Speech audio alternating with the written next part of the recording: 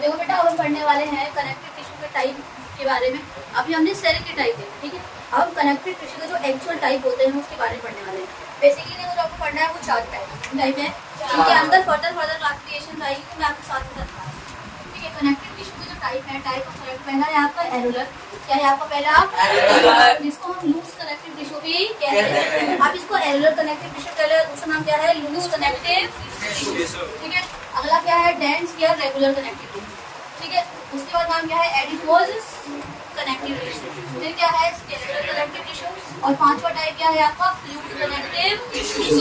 पांचों type clear है अच्छे से, ठीक है। अब नेक्स्ट सबसे पहले ये नाम आपको पहले आने चाहिए। क्या आने चाहिए पहले? इसके नाम आने चाहिए। पहला नाम क्या है इसमें? एरुलर या लूज। नाम से ही पता लग रहा है लूज कनेक्टिव। ये जब सामने वाले को, वैसे भी कनेक्टिव टिश्यू में लूज होता है, पर सबसे ज्यादा लूज कौन सा वाला है? एरुलर। कौन सा है? एरुलर, ठीक है। मतलब लूज होता है ये काम। अब इसकी बात करते हैं एरुलर लूज कनेक्टिव के नेचर के बारे में। ये बहुत ही लूज और कैसा है? सेलुलर। इसमें लूज भी रहता है, उसमें सेल्स भी पाए जाते हैं। तो ये लूज भी है और साथ ही इसमें क्या पाए जा रहे हैं? सेल्स भी पाए जा रहे हैं। और इसका जो मैट्रिक्स होता है, कैसा होता है? जो एक सेल के दूसरे सेल के बीच में इसको क्या बोल दिया था बेटा? मैट्रिक्स होता है। ये 2 तरीके के फाइबर से मिलकर बना होता है। बस फाइबर का नाम जानना है। क्या जानना है? फाइबर का बस नाम। 2 तरीके के फाइबर से मिलकर बना पड़ा है। पहला है व्हाइट कोलेजन फाइबर और दूसरा है आपका येलो कोलेजन फाइबर। इसी का दूसरा नाम क्या कहते हैं? इलास्टिन। क्या बोलते हैं? इलास्टिन। येलो कोलेजन फाइबर को हम दूसरा नाम क्या कह देते हैं? इलास्टिन। इनकी बातें क्लियर? क्या था इसमें? लिखा था लूज है और सेलुलर कनेक्टिव टिश्यू मिलकर बना पड़ा है। 2 तरीके के फाइबर है। पहला फाइबर क्या है? व्हाइट कोलेजन फाइबर, मतलब कोलेजन पाया जाएगा, मतलब फिब्रोब्लास्ट है। क्या है इसके अंदर? ठीक है। और दूसरा क्या है तुम्हारा? Yellow collagen fibre. और येलो कोलेजन फाइबर का जिसका नाम क्या है बेटा? इलास्टिन। क्या नाम है? इतनी बातें क्लियर है। इसमें ना चीजें आपको समझनी पड़ेगी, क्या क्या पाई जा रही हैं, उसी के बेसिस पे हमने टिश्यू को डिफाइन कर दिया। मैट्रिक्स कैसा था? फाइबर, ठीक है। तो इसके अकरेंस कहाँ हुई? हर जगह फैला पड़ा है, ठीक है।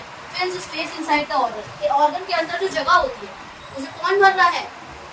कोलेजन ही भर रहा है। कौन भर रहा है? कोलेजन। अगर कोई ऑर्गन है तो उसके अंदर की जगह भरने के लिए कुछ चीजें होनी चाहिए, वो कौन भर रहा है? यही वाला टिश्यू भर रहा है। क्या नाम है इसका? एरुलर या कनेक्टिव टिश्यू, ठीक है। और क्या है कि जॉइंट स्किन टू मसल। आपकी स्किन को मसल से जिसने जोड़ा है वो भी कौन है? एरुलर। और कौन सा टिश्यू को क्या नाम है उसका? एरुलर या लूज कनेक्टिव टिश्यू। मतलब स्किन को मसल से जोड़ने वाले टिश्यू को नाम क्या है हमारे? और बोन को बोन से जोड़ने वाला भी कौन है? एरुलर है। समझो, बोन को बोन से जोड़ना लिगामेंट है, तो थोड़ा डेंस कनेक्टिव टिश्यू को पार्ट है, लेकिन काफी हद तक ये भी कहीं ना कहीं जोड़ने में हेल्प करता है। तो ये मत कहना कि सिर्फ लिगामेंट ही कर रहा है, ये भी करता है। बात समझ आ गई? बोन को बोन और स्किन को मसल से। ये स्किन मसल से कैसे जुड़ी पड़ी है? जुड़ी है ना हमारी। कभी स्किन में चोट लग जाती है तो स्किन तो हट जाती है, फिर अंदर से मसल्स दिखते हैं। मतलब मसल्स को स्किन से किसने जोड़ा है? आपके एरुलर या लूज कनेक्टिव टिश्यू ने जोड़ा है। तो बातें क्लियर है अच्छे से एकदम। अगला देखो, एक फाउंड अराउंड मसल्स। ये मसल्स के आसपास पाया जाता है क्योंकि इसको स्किन को जोड़ना है, ठीक है। ब्लड वेसल्स के आसपास पाया जाता है क्योंकि ब्लड वेसल की जो ऊपरी कवरिंग है और अंदर में जो उसके नर्वस, उसके ऊपर में जो मसल्स है उसको भी कौन जोड़ेगा? यही जुड़वाएगा, ठीक है। और नर्व्स के आसपास ही पाया जाता है। तो ये किसके आसपास पाया जा रहा है? आपका मसल्स के आसपास, ब्लड वेसल्स के आसपास और इसको हम क्या कहते हैं? ये सपोर्टिंग और पैकेजिंग दोनों में हेल्प करता है। एक्ट एज अ, तो मदद करता है या फैलाता है। एक्ट एज अ किसकी तरह काम करता है? सपोर्टिंग टिश्यू की तरह और पैकेजिंग टिश्यू की तरह। आपको जो जितनी बातें लिखी हर एक बात पता होनी चाहिए, क्योंकि इस टिश्यू में इससे ज्यादा कुछ नहीं पूछना। जितना मैंने लिखा है यही मोस्ट इम्पोर्टेंट। फंक्शन तो वेरी वेरी इंपॉर्टेंट है, ठीक है। फाइबर के टाइप के नाम इंपॉर्टेंट है, बाकी और कुछ नहीं, ठीक है। फाइबर के टाइप के नाम याद रखना।